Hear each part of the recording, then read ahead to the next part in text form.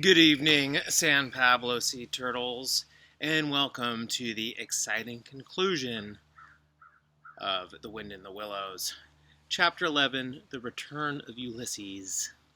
Let's see if Frog can get his home back. When it began to grow dark, they all assembled in Rat's parlor, and Rat gave each one his sword and pistols. But Badger just laughed good-humoredly. "I'm going to do all I've got to do with this here stick," he said. When they were ready, Badger took a lantern and led them along by the river and then into a hole in the riverbank. Mole and Rat followed silently, but when it came to Toad's turn, of course, he managed to slip and fell into the water. He was hauled out by his friends, but Badger was very cross.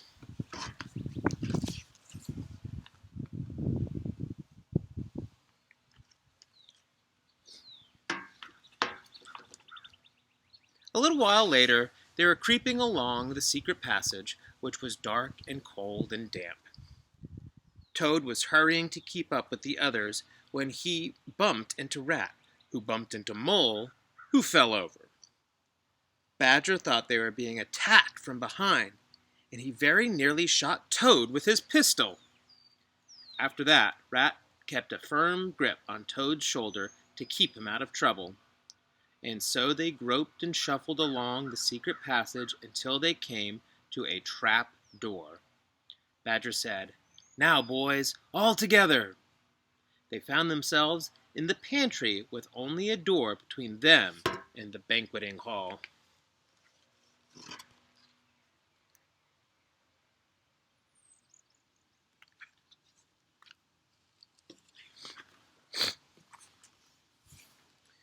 They could hear the weasels cheering and singing. Badger cried, "Follow me!" and he flung the door wide open.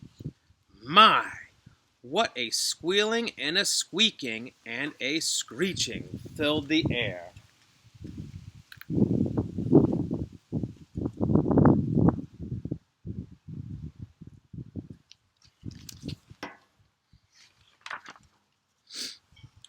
Mole had gone outside to deal with the sentries. "It's all over," he reported back. They had been expecting attack from outside, but as soon as they heard the shrieks and yells inside the hall, they threw down their rifles and fled. They've all disappeared by now, and I've got their rifles. And so the four friends sat down to a great supper of chicken and jelly and trifle. Next day, Badger told Toad that he must hold a banquet to celebrate, and that he should write the invitations himself. While the others were out, Toad did as he was told, but he also included a program for the banquet. This was to be full of boastful speeches and songs by Toad, all about Toad. He gave the letters to one of the weasels to post.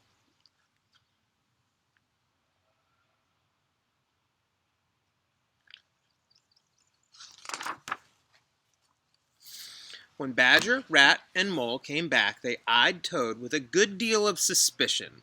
They had met the weasel carrying Toad's invitation and had taken them all off of him. "No speeches and no songs," said Rat firmly. "You know you must turn over a new leaf, and now is the time to begin." Toad thought for a long while. Eventually he said, "All right, I won't boast any more." I'm having a computer issue. There we go. "From now on, I will be a very different Toad. You will never have to blush from me again. But oh dear, this is a hard world."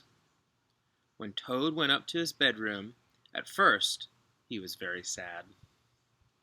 But then he began to smile. Then he giggled.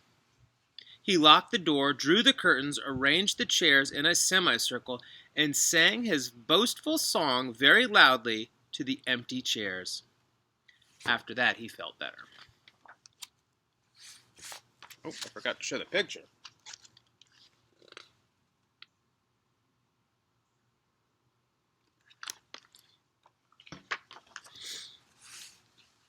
At the last hour for the banquet At last the hour for the banquet began to draw, and while Toad was still making a speech to his empty bedroom, the first of the animals began to arrive. They were all dressed up in their best suits. Upstairs, Toad finished off his speech with a flourish and a bow to the vacant chairs. Then he heaved a deep sigh, a long, long sigh. Then he straightened his bow tie, adjusted his jacket, then put a gracefully modest expression on his face. He went downstairs to welcome all the guests to the banquet. The animals cheered when they entered and congratulated him. But Toad only smiled faintly and murmured, "Not at all." He was indeed an altered Toad.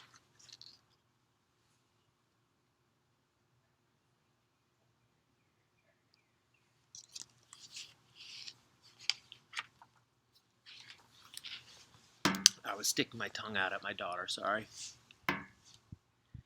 After all this excitement, the four animals continued to be friends.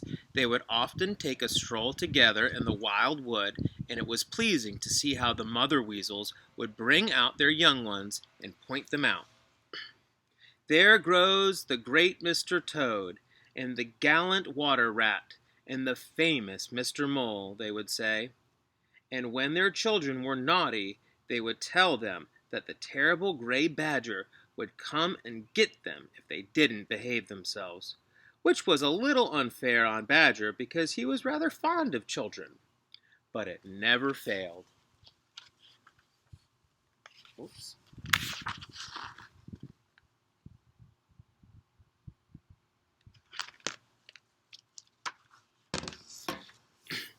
And that is the end of The Wind in the Willows. I hope you enjoyed it.